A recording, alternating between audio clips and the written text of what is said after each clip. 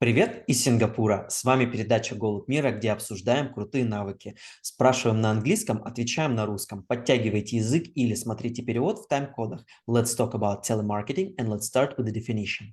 Telemarketing consists from the two terms. Tele, it's mean far, far away. Marketing, this is about how to advertise products or goods on the market. And when I thinking about telemarketing, I should confess this maybe was one of the biggest fault in my career. It was 25 of May, year 205, and this was a sudden call from my main shareholder, and he asked me up to the 1st of the September, we should become a bank of first choice in Ukraine for consumer sales finance. And she suddenly dropped the phone. And I was thinking very hard how to make this. And I create a special program called Alpha Check to set a credit decision in very fast mode. It was starting from 1 hour, but then we make it less than 1 second. And we start to sell different goods in the shops, and I was so happy. And approximately after 2 weeks after we start this business, I realized that I forgot completely about telemarketing. I forgot to build a contact center. So I have no chance to call to my borrowers, to send them letter, to send them SMS or some other stuff. And I was in horrific situation. And I was forced in a very fast mode to create contact center. И с тех пор я понимаю, насколько это важно. Телемаркетинг – это о нескольких вещах. Первое – это прощупать рынок и понять, чего хотят наши клиенты. Второе – это напомнить клиентам о том, что у нас есть новые товары или у них есть просрочка. И третье – это возможность принимать входящие звонки в том случае, если мы, например, делаем infoline, service line or some other kind of lines which support our people. And what are the building blocks of the skill of the remote marketing? First, you should have a really sophisticated CRM. When you use it, you could feel, it's so-called wrap up any client, any call, any contact.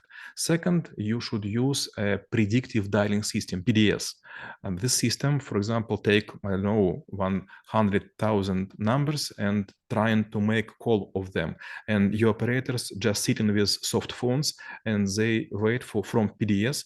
This PDS understand is the line is busy, is this line in roaming, is this line has a voice of the person. And when it is a real person, you got your phone and you will see on your CRM a photo of your consumer and some lines about him, and you start talking. So you don't force to push the buttons on the phone and wait until you will get an answer.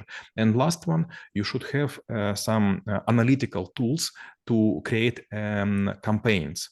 Campaign, this is a list of activities you are thinking is good to contact your customer. For example, you make on day one call or letter, then after 2 or 3 days you make SMS, and after 2 or 5 days more you will get another call, and then you understand if the tone is polite and person wants to talk, you are trying to make a sell. If the person is angry, you just put, okay, leave this person alone, for example, for 3 months.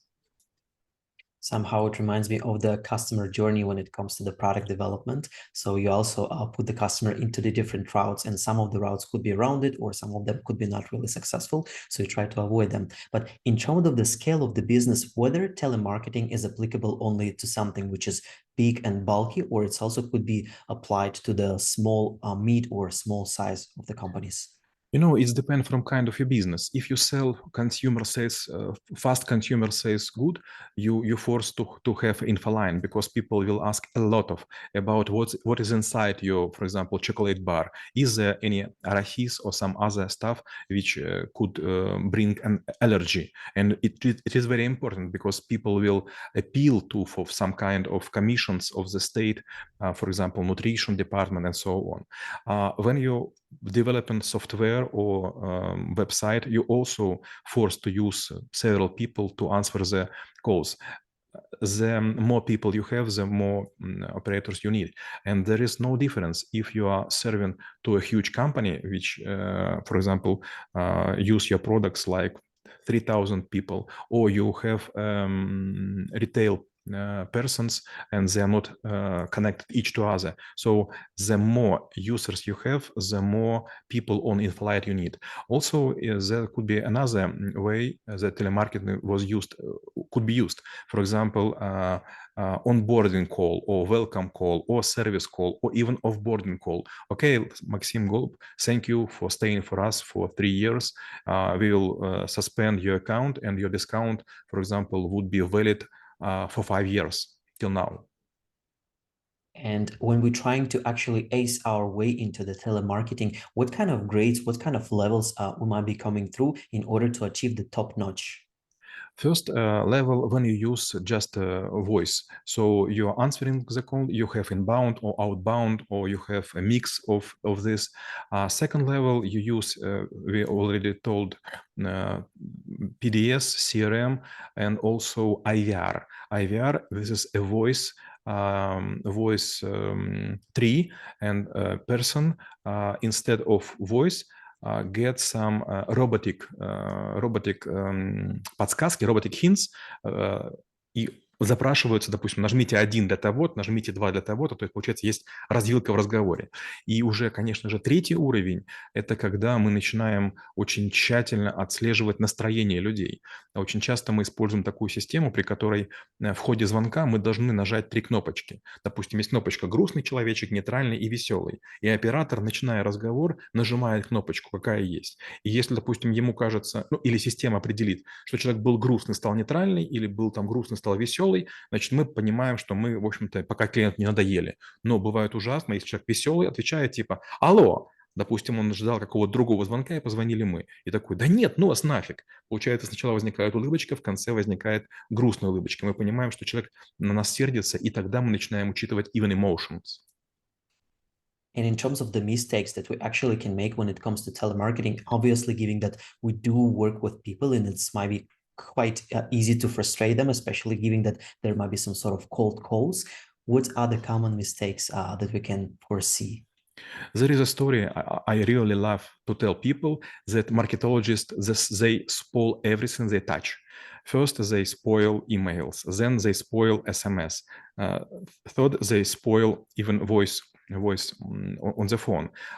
It was like 15 years ago, and everyone was trying to impress another people with the tone of his phone. But now everyone is working in a silent mode. And also a lot of people who using some special program which detect is it call useful or not. For example, я, например, использую 3 программы. Касперский Calls, я использую Яндекс, и я еще использую от Альфа-банка. И получается, если хотя бы одна из программ говорит, что unwanted call, я даже не пытаюсь принимать. Получается, сегодня мы делаем все для того, чтобы звонки не получать. И вот когда мы говорим о том, насколько хорош телемаркетинг, очень здорово, если вы не мучаете клиентов зря. And I would give an example. There is in Russia a service which called Willy. It's kind of like an Uber X or Uber Black. It is называется не такси, а служба персональных водителей. И вот они действуют просто невероятно круто. Они не имеют шашечек, если вы садитесь в машину. Они вам открывают дверь, там есть водичка, там есть любые зарядки, там много всего удобного, хорошего. Но то же самое они делают и с телефонами, и то же самое делают с пушами, и то же самое делают со звонками. Вот если они звонят, ты чувствуешь максимальное уважение, поставленные голоса, четкая речь, никаких скриптов. Такое ощущение, что ты просто царь и бог на этой планете.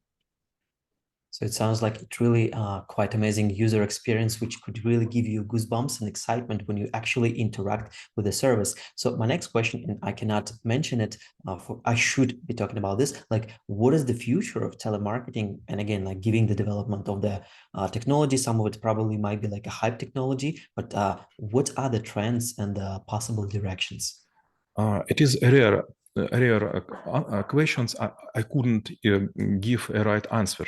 I was making a lot of experiments. When I was working with Russian Alpha Bank, we were trying to give dedicated video. So you will get a special link, and when you're trying to play it, it was video in YouTube, it would say, hello, Maxim, we would like to introduce you our new, I don't know, whatever. Получается, что мы пытались сделать такие персонализированные видео, это был еще 2005 год. Они очень плохо зашли. То есть что мы делали? Мы находили людей, которые часто встречаются, которым можно предложить. И, допустим, если там Алексей, Максим, Олег, Вася встречались часто, то мы делали эти видео, каждое видео набирало там много просмотров, и в комментариях люди писали, камон, это не персональное видео, как бы я же вижу, что у него очень много просмотров. Получается, я попал как бы в набор Вась, которым это предложили. Не зашло. Вторая тема, мы пробовали использовать so-called generated voice. Мы использовали различных голосовых помощников, ну, я утрирую, да, такие роботы, которые должны были читать текст. Тоже была катастрофа, потому что эти помощники используют иногда неправильное ударение. Ударение, это будет по-английски stress, yes? Yes, stress. Стресс. Or accents. Да, акцент. И получается, иногда это было прям очень тяжело, очень неприятно. Вот, поэтому я правда не знаю, как будут разбираться телемаркетинг. Мне кажется, что было бы здорово, если бы, допустим, разные компании предлагали такие очень красивые голоса, которые они в рекламе используют для общения. When I was working in Germany, one of my clients, it was Nestle, and was a really trick I loved. They were sitting in Frankfurt and Main in a huge skyscraper, and the two last floors they were given to telemarketing. On one floor there would be sitting just a man, and their names or nicknames were Frank. And one floor before it was Susie. So just two person could call you. A lot of men, a lot of women, but you always got a call just from Frank or from Susie. So it was looking like you talking with just two person in the company, and they know everything about you because Nestle was having a really great CRM. Wow, this is quite an amazing experience. And my last question will be how knowing about telemarketing could help to make this world a better place. Personally, I don't like telemarketing because I was a lot of times building it and using it, but sometimes you have no choice. For example, even in our dentistry, we have so-called calendar, and people are asking, could I be appointed at this time? And sometimes they forgot to make a call that I'm missing, I'm late, or I couldn't come at this time. Could we switch it? So we forced to make a prior calls. So even small companies, they should sometimes to check if the client available at the time he promised to come. And there is even such a term. It's called taken promise, kept promise, or broken promise. А мы рассмотрели навык телемаркетинг и чем он полезен именно вам. Всем мира!